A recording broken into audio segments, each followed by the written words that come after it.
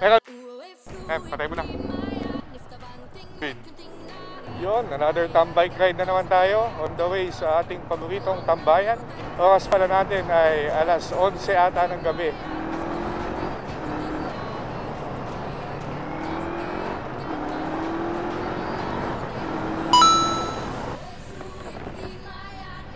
Malakas pa rin ba?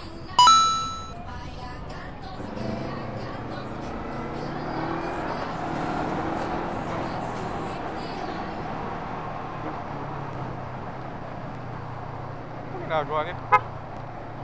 Sama nga pala natin ngayong araw si Utol. Dala niya yung Venturi natin. Tapos si Sentong pupunta rin daw. Tsaka si Rodney. Kaya alam manggagaling sa QC. So mauna muna kami. Baka di namin abutan yung tacos. Hanggang alas 12 lang yun, alam ko eh. Ay lang tayo. Quick chill ride. Pang tambike lang tayo. Grabe naman yung ilaw na, no? Nakataas.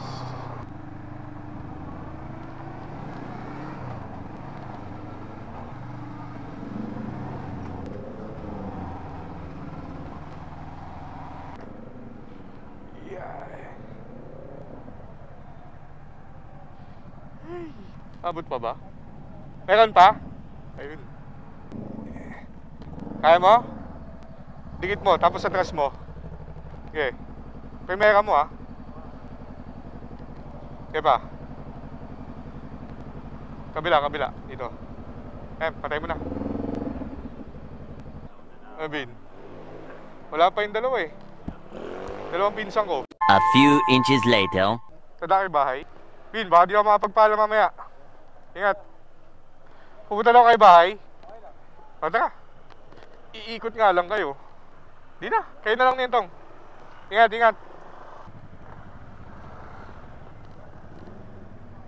Ngayon, uwian na. Short, quick ride lang tayo. Tanggal kati lang. Tapos at least nakapag-unwind din kahit paano. Mabilis ang kain, kwentuhan, catch up sa mga kaibigan. Di ba? Chill.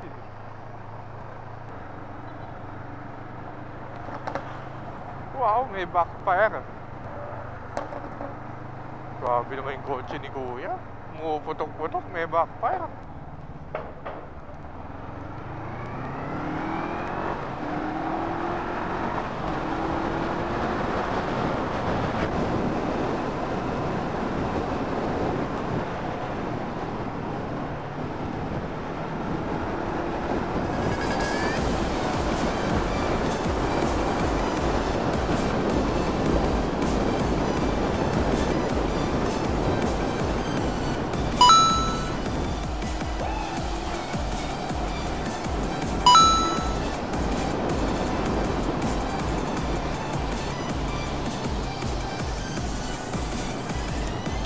Dito na tatapusin ang ating short vlog for today. Paalam, Kain Moto Adventures.